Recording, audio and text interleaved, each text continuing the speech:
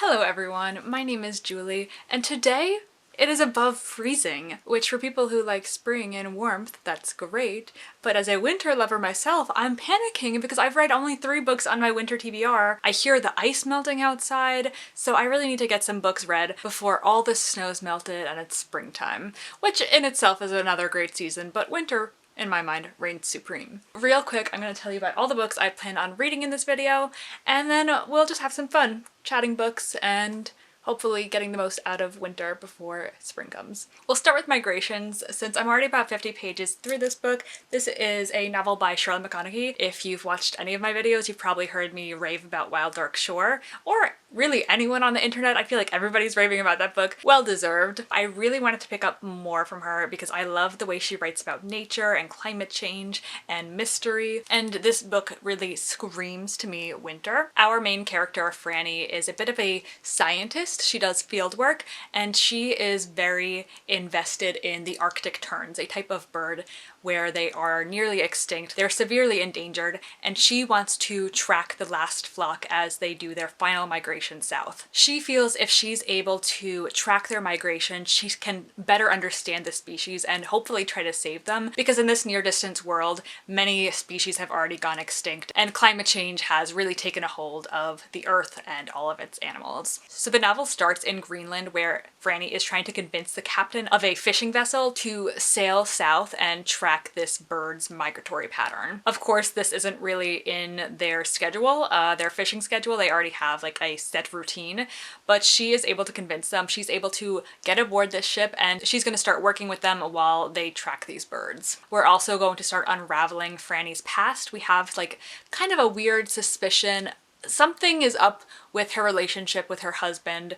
They're very distant, to say the least. She writes these letters to him and doesn't ever send them, so I have a lot of questions about what's going on with that, and basically what her goal is, what her end goal is here, because she also makes mention of when she makes it to the Antarctic while tracking these birds, that she doesn't plan on leaving or making it out alive. So a lot of questions with this one. I know that this author's writing really grips me, so I'm gonna fly through this in no time flat. The next book I would like to read off my winter TBR is The Night in the Moth.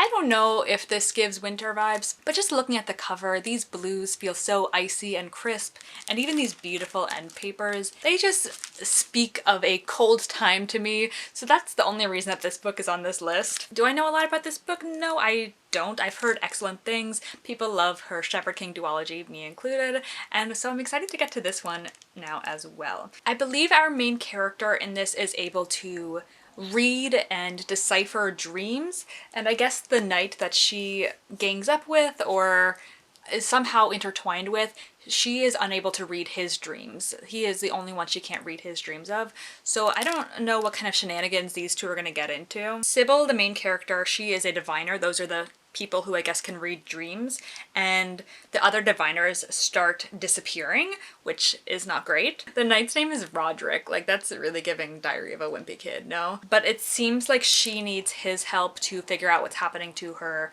fellow diviners and what's happening in the greater world outside of this cathedral. Only the gods have the answers she is seeking, and as much as she'd rather avoid Roderick's dark eyes and sharp tongue, only a heretic can defeat a god. And then finally I have Little Woman. This cover is definitely a bit more spring. This is a story that sprawls across many years, the entire lifetimes of these 4 sisters as they live their life, as they live through tragedy and life changes during times of poverty and uncertainty. I think it's just gonna be a nice, cozy, heartwarming book.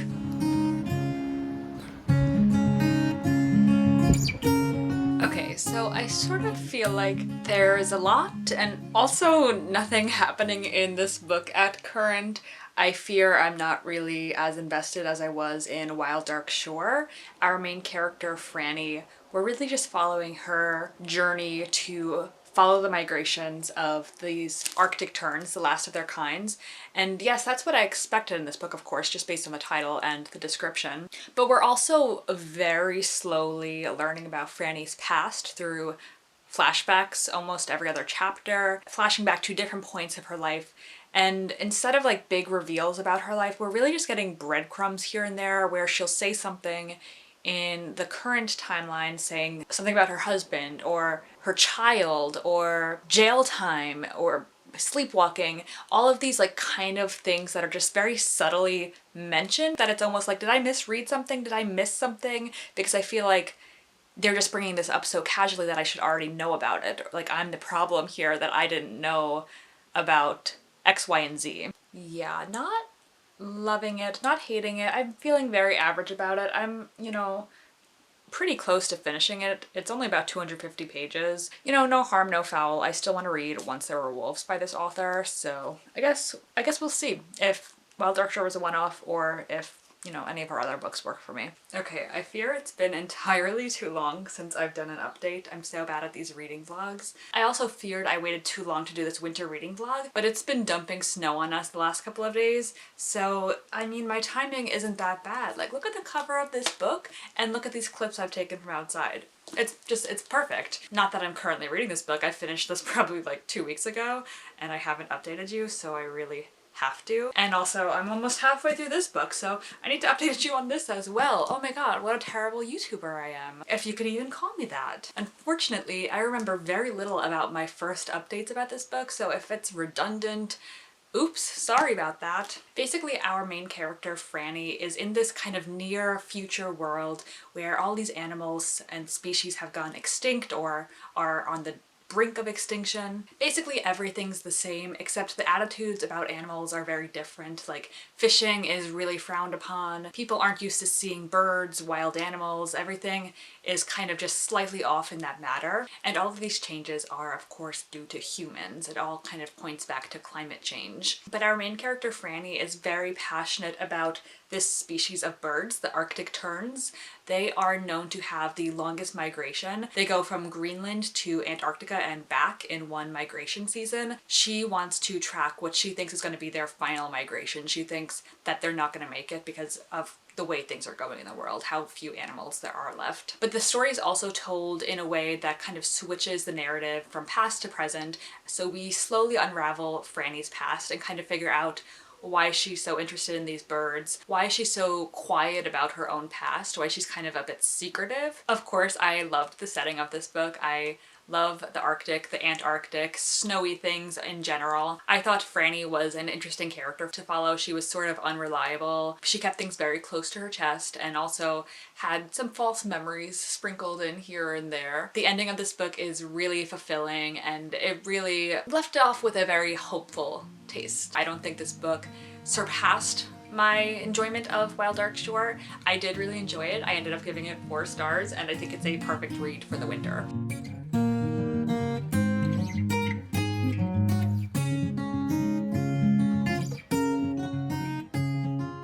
This is the first book in a very gothic duology by Rachel Gillig. We follow our main character Sybil, or as we better know her as Six, who is a diviner. In this kingdom there is a cathedral of diviners. There is this lore that there are 6 omens. Every 10 years they take 6 foundlings and they turn them into diviners who essentially can read people's dreams by interpreting omens of these 6 different objects, or 5 objects plus 1 extra. I'm not gonna go into the nitty-gritty of this, unfortunately. The book kind of starts with us seeing an example of a divination with number 6. They aren't allowed to know each other's names, so we know them as their numbers. Sybil is number 6. And the process of divination is pretty cruel. The diviner is essentially being drowned in a spring as they're being force-fed the blood of the person they're divining for, as they go through these really cruel dreams that, of course, it doesn't leave them physically hurt, but it hurts them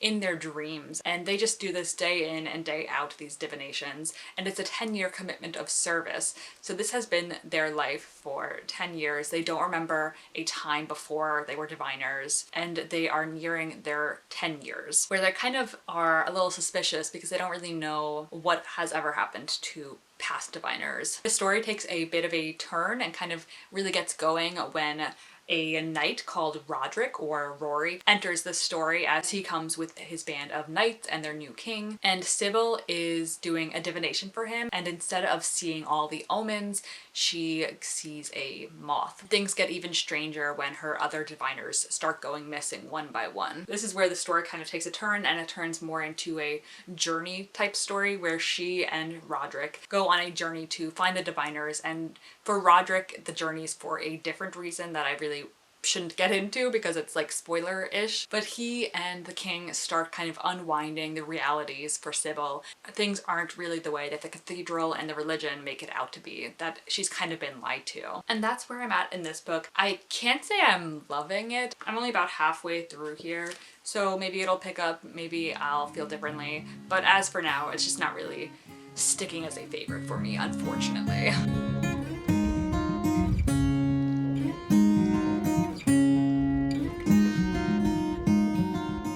Hello, I come bearing updates. I have since finished The Night and the Moth, and my halfway thoughts kind of mirror my end of book thoughts. I didn't love this. I thought it was pretty average, just okay. And in the last clip, I feel like I was having trouble articulating why this book wasn't working for me. Like, it just felt like something was slightly off and I couldn't put my finger on it. I think what I've kind of settled on is pacing issues. In the beginning of this book, we were learning about this religion and the diviners, and I thought that was interesting, learning about the world and the magic. But then when we're introduced to the love interest Rory, and our main character goes on this journey of sorts to collect these 5 or 6 items with him, it just really starts to drag on because they had to sort of fight an omen to collect the item that would then have some sort of magical capability that they were collecting. In theory, this sounds interesting, but each item and each omen didn't really feel different enough or fleshed out enough to be interesting. Like, it kind of just felt like a drag. I was like, oh, okay, 4 more items to go, okay, 3 more items to go. Like, it was kind of just like get to the point. Little things were happening in between, we were getting some development, but really it was all just kind of happening very slowly. The only thing that wasn't happening slowly was the romance, which was completely insta-love. These two had a really great banter in the beginning. They were squabbling back and forth, and then seemingly out of nowhere, they're both really interested in one another, and they get it on very quickly thereafter. Another issue with the pacing and this whole religious system is that this is only like a 380-page book, so we learn very quickly about the basis of this religion, the divining as it is, and then we're introduced to Rory, who is a heretic, who doesn't believe in this religion. So we learn about this religion, and then it's very quickly thereafter dismantled, so like it doesn't really feel that impactful to us as the audience that it's being dismantled for Sybil. Of course, for her, it's her whole life. The fact that this might not be the reality is devastating to her, but for us, we barely know about it. So it's like, okay, it exists or it doesn't exist. Like, it doesn't really matter to me. That's for me why I feel like the stakes felt very low on this one. Somehow this book was too long and not long enough. I feel like it dragged in the wrong areas and rushed through some of the more important areas. That's kind of where I'm left with this. A bright spot in this book, of course, if you've read any reviews for this, is the gargoyle character, who is a great comic relief. He calls everybody Bartholomew, and you really learn a lot about him. In the last 10% of the book, you learn so much about him, the system of divination, and like everything. So the last 10% of this book I thought were so fun and quick, and we were learning so much, but it just felt like it came in too late and we spent too much time dawdling on unimportant things. So I settled for a 3-star rating. I don't know, I didn't love it. I think the second book in this duology I might pick up just because this does end on a cliffhanger. As I was saying, we spend so much time in the middle doing seemingly unimportant things, and then just in the last little bit is where we decide to unveil all of this information. Of course, the author's intention is for you to want to pick up the second book, and it somewhat succeeded for me. So that is The Night and the Moth in the books, in the book, single book.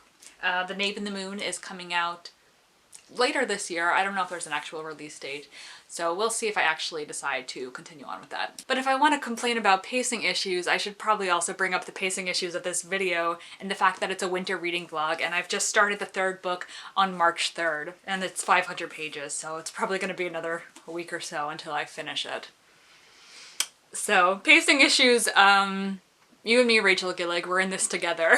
I know spring technically doesn't start till March 20th, but you could feel it in the air. It's coming. I mean, not today, it's rainy and sad out, and it will be all week, but the snow is melting, birds are singing in the morning, like it's coming, spring is coming. So real quickly, let's talk about Little Woman.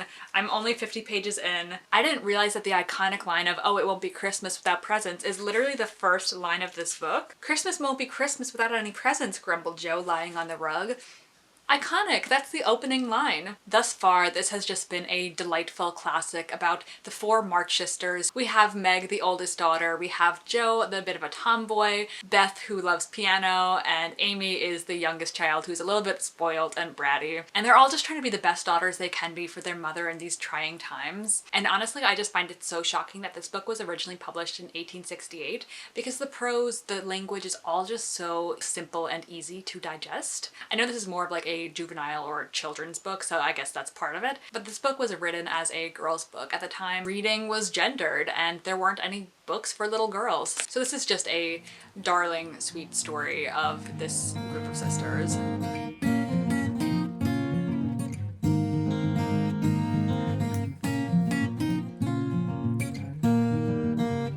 Okie dokie, I finished Little Woman, so I figured I should probably do a final update since I did really no middle updates. I don't know, I was reading this and the story just felt so familiar to me having watched the movie. I'm like, I feel like that's probably a lot of other people's experience, is that they know the movie or the book and talking about the plot isn't really worth it because everyone kind of knows the story already. And honestly, there's not too much story to tell. It's very like a coming of age, slice of life, four sisters growing up, and it's more character focused, of course, on these four girls, their different experiences. As someone who is one of three sisters, I really enjoyed this. It felt very relatable, even if this was written in the 1800s. Older sisters are going to be responsible, and the younger sister is going to be a little bit spoiled, and the middle sister is going to try to be a little bit unique and quirky to stand out.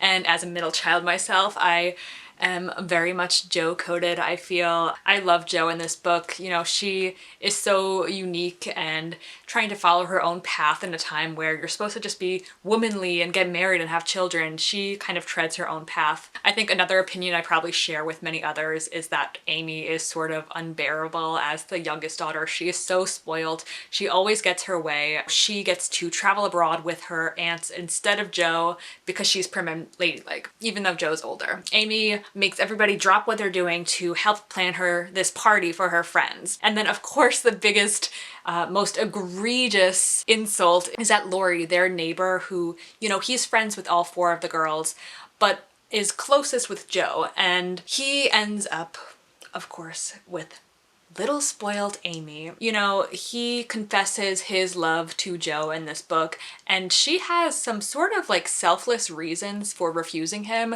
One of them being she thinks that her sister Beth, one of the other middle sisters, is interested in him, and after she has had scarlet fever, she's left sort of like as an invalid. She just doesn't really have the same liveliness that she once did. So when Jo thinks that Beth is interested in Laurie, she's like, you know what, I'm gonna go travel for the summer so that you two can, you know, get cozy up with each other. Like that's how you should act as a sister. You know what you shouldn't do is take the boy that your sister rejected and then marry him when you're abroad.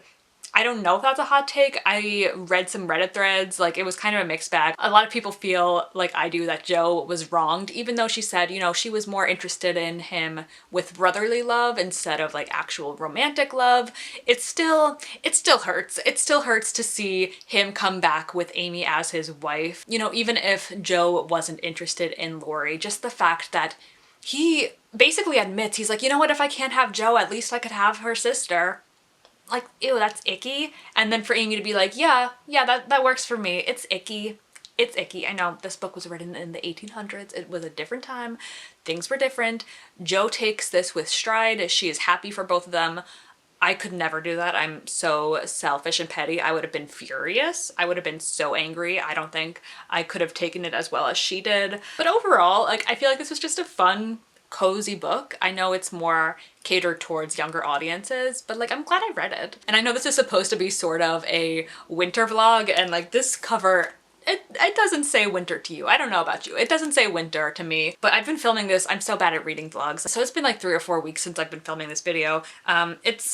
nearing mid-March, and so spring is coming. I think this maybe was a good transition book for the seasons, since it started off very Christmassy and snowy, and then, you know, since it follows them throughout many years of their lives, we're kind of transitioning into that spring feeling. So maybe that's how I'll wrap up this vlog, saying that that was intended as a winter to spring transition book. Is it bullshit? Maybe it's a little bullshit. If you're looking for a very simple, heartwarming classic, this might be it. I feel warm inside. So that was my winter reading vlog that's ending mid-March when all the snow is melted and it's 60 degrees outside. And look at me, I'm wearing short sleeve shirts. What is going on out here? So thank you guys so much for watching. Let me know if you read any books from your winter TBR, if you have any suggestions for my spring TBR, since, you know, here we are. It's warm outside. Make sure to give this video a thumbs up and subscribe for more bookish content. I will see you guys next time. Peace out, Girl Scout, and goodbye!